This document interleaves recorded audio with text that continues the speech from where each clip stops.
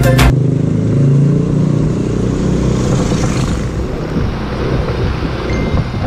what's up? Ito na naman po tayo today.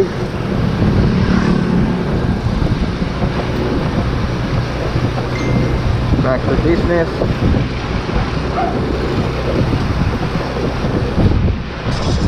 So may mga pupuntahan po tayo today. So first, bibili po muna tayo ng mami. May nagre-request po ng mami sa atin. And then after that, may mga i-deliver tayo sa Santo Domingo at Licab. I-pick up natin, no? So ngayon, ito pong batiin lahat. Morning Cabanatuan, morning Nueva Ecija. Ito po tayo sa aming barangay ngayon. Medyo matagal din po ako hindi nakapag vlog. So anong naging busy po tayo sa ating mga ginagawa. But you know, ito man, we will cover this day. So stay tuned mga kaibigan sa ating mga gagawin for today. Nabatik po ang lahat ng magandang umaga and enjoy your day. Ingat pa rin po. Ingat pa rin po tayo sa mga kapaligiran natin, sa ating mga gagawin. Ang Cabanatuan, ang Nueva Ecija po ay under modified ECQ na po. Mas magaan, mas maluwag, mas maraming establishment na magbubukas. Pwede na rin mga events, small gatherings. Ganun na rin po yung dine-in. Kaya lang mayroon pa rin tayong sinusunod na safety protocols. At least 50% lang po ng venue ang dapat lulan ng isang establishment. Pero ganun pa man, mas magaan, mas maluwag. Pero hindi pa rin po inaalis dito yung tayo mag-ingat. Hindi pa rin po natin ang guidelines na pinatutupad ng ating gobyerno para maging ano lang tayo, maging maingat.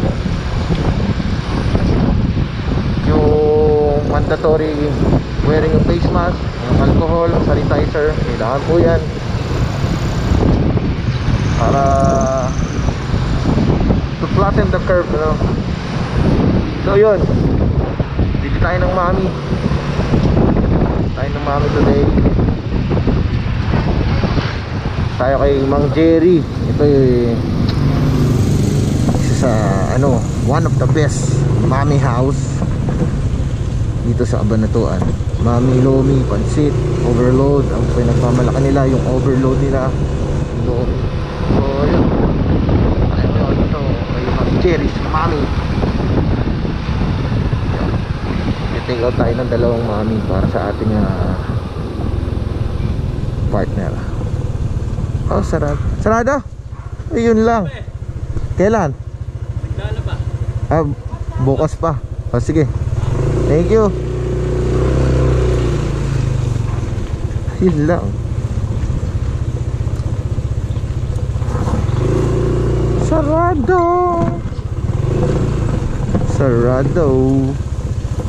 So, i-chat natin.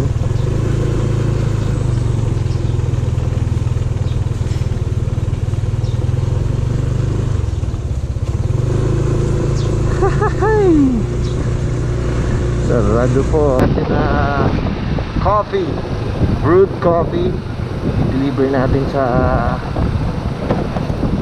Santo Domingo. Then may pipick upin tayong ukay. Tapos i-deliver natin sa Licab. So ayusin na natin. Then diretso na tayo para sa biyahe. Pero before that, daan muna tayo kay paring Marvin sa 4M Moto Shop.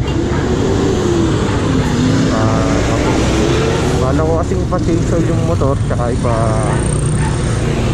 change oil and change gear oil. Kasi medyo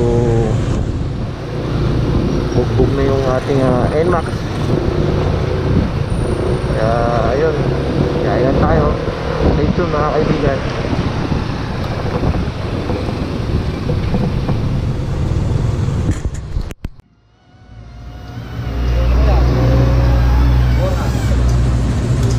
Dito tayo sa 4M sa Banatuan. Yan o, paring Marvin Newport. Dito tayo sa 4M. Yun o.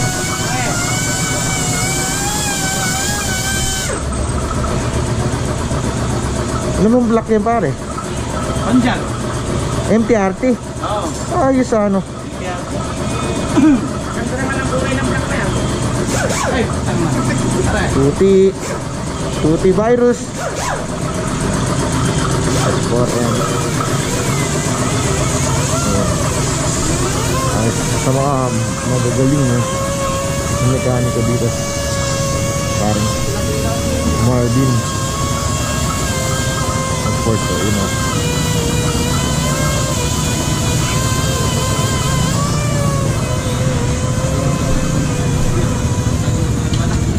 Testing mo rin, baka meron. Wala tayong adjustment din eh. Branding kasi. Tama rin.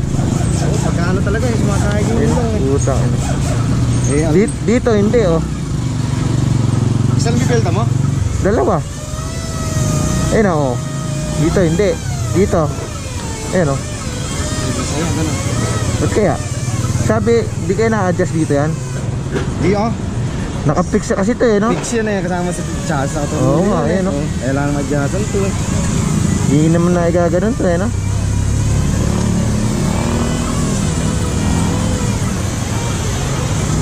Gagalaw ko, parang rivet rin. Oo nga. Masa pa, ayun no?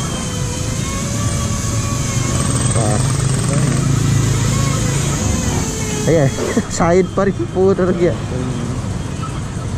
Ayan no? Malaki sa'yo. Ayan, naka ano. Kaya hindi pwede bigla ang ano eh. Pakat oh. Pag nilawag mo ang manches na dyan, visor eh. Ito ano? Oo. Ito kasi, di ako tornilyo dito.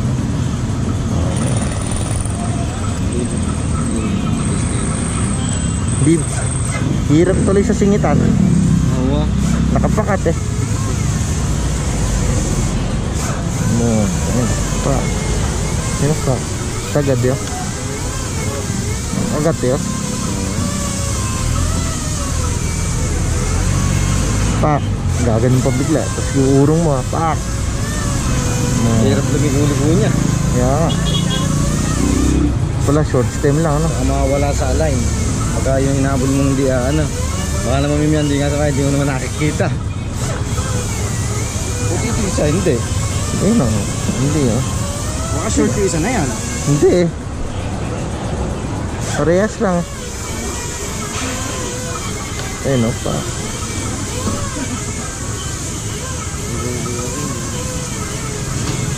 Aside pa rin o.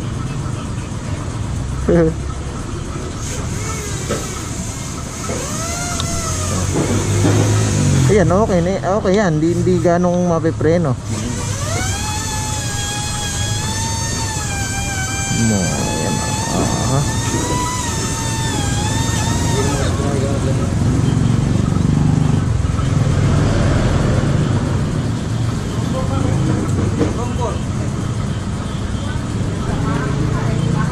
Yo, balik ko mamaya para diskarte natin. Pwede mo na po natin ma-flat bar. Baka ka mawala sa live natin. Yun na no? Hindi nga nalalayo.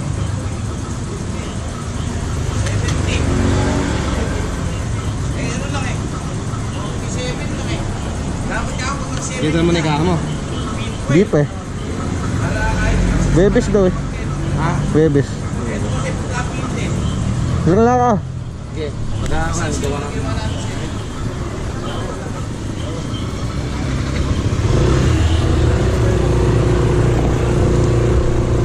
Yun. Meron tayo. May issue kasi dito sa side mirror ko.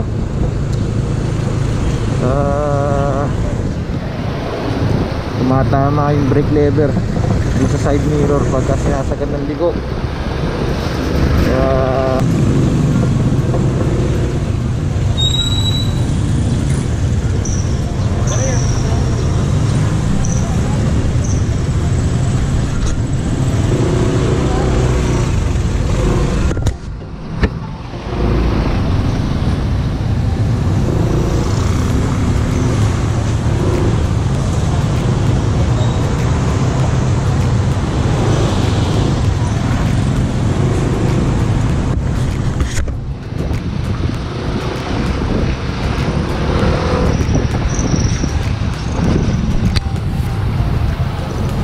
oh my god, Wesleyan University. Dito ako nag-graduate mga kaibigan. Guys, dito itinatag, oo, nagsimula ang pangalang Boycas dito sa pamantasang ito. Boycas. Dito po tayo nakilala, dito po tayo nag-aral, naglaro ng basketball, naging varsity po tayo dito, naging coach. Dito din po tayo nabansagang Boycas. Ba't po ba Boycas? Kasi nga doon tayo nagsimula sa College of Arts and Sciences. Maliit pa lang ako nun, totoy pa lang. Yun, puntaan natin si Ma'am May.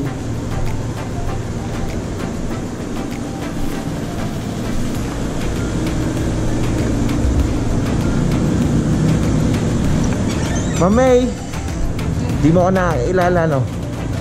Ede si... Di, bibigay ko lang ano ko, DTR ko. Ay, oo. Nandiyo ba, sir? Halito. Ala. Halito mo. Pinagkasipa ako.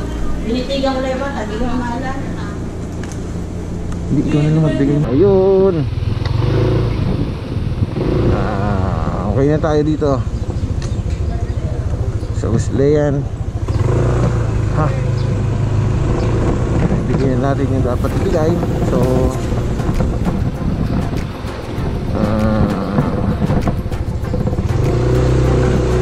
tayo, medyo ikot lang tayo ng konti sa ating school, pamantasan ng Wesleyan.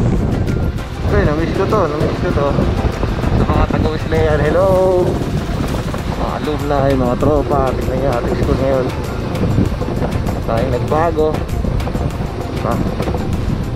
Nawala na yung mga treehouse dito. Dati may treehouse yung University Chapel, tinanggal na nila. Ewan ko, sabi babalik daw. Pero ayan, may bago tayong building dito. I don't know kung para kanilang building. Pero sabi senior high school. So, ito College of Education.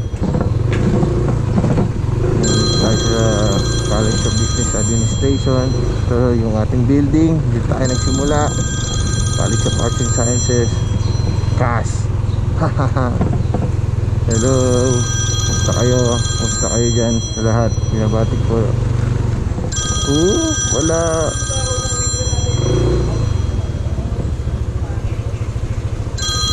Bakam pala to. Relief. Hello. Palis na tayo, umikutan tayo. Leyan, basta kayo. Basta tayo dito.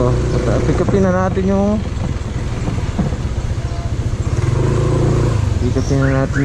ating deliver.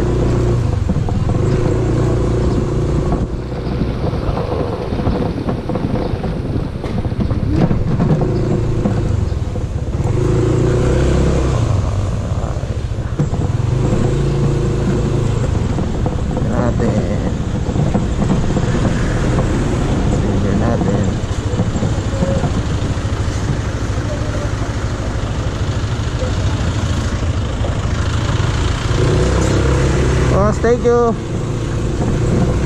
Yun, na tayo dito. Sabi na natin ating deliver.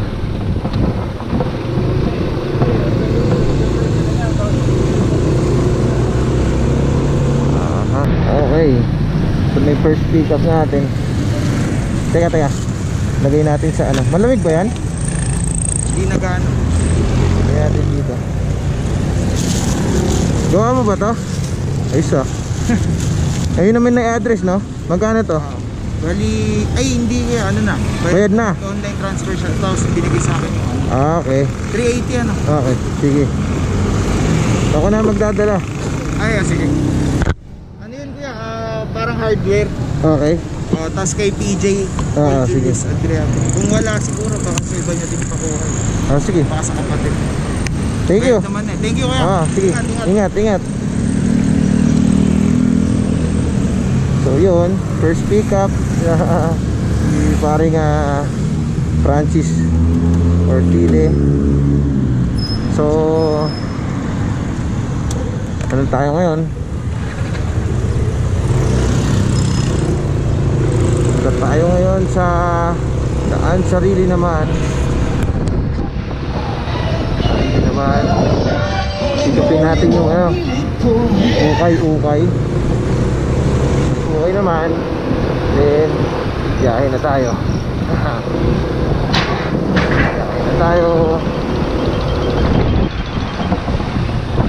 So kita-kits tayo mga kaibigan dyan sa Kansas.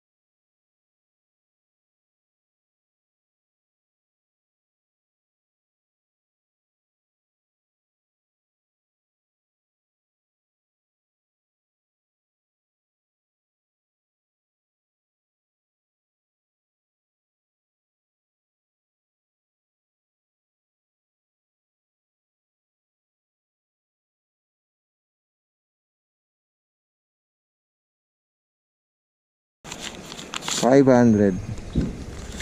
1, 2, 3 850. Mga anong oras kaya kuya doon? 11:30. May dadaan pa akong Santo Domingo pero diretso na ako doon. Okay, sige. I-text ko lang siya. Oo. Mama, thank you. God bless ka na. 11:30 to 12 siguro. Thank you.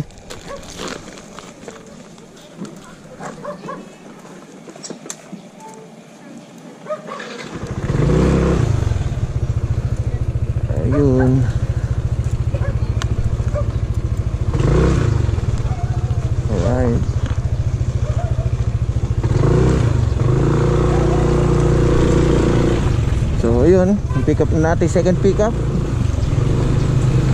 Then we will proceed now to Santo Domingo first.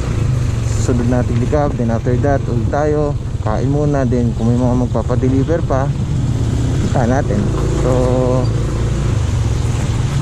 kita-kits tayo, stay put lang mga kaibigan.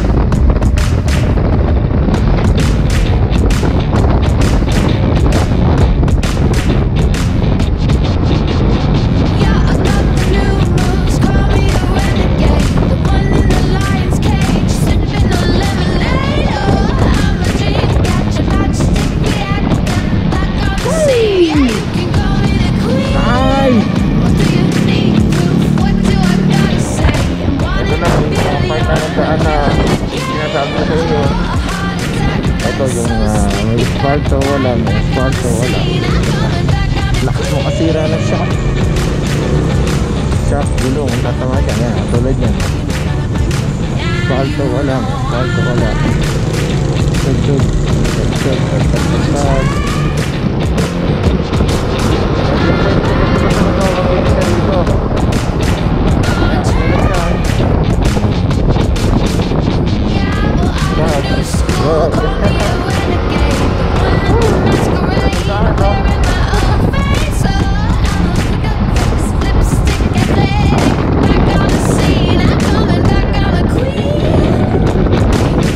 Mawaway siya. Mawaway gulong. Naganda rin sana to. Ayan, may part na inaayos. May part naman na inaayos.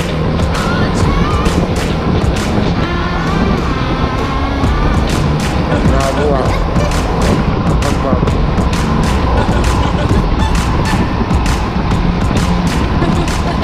Ayan ang daan dito. So 2.5 kilometers pa para sa ating unang destination.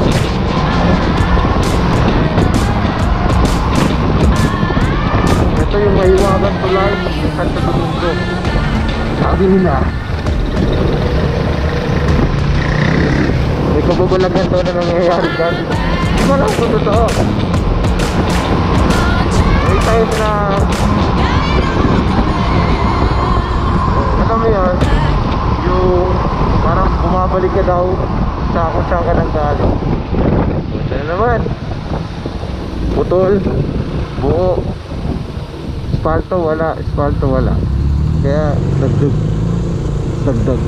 Kawawa yung shock mo, kawawa yung gulong mo. So I think malapit-lapit na tayo.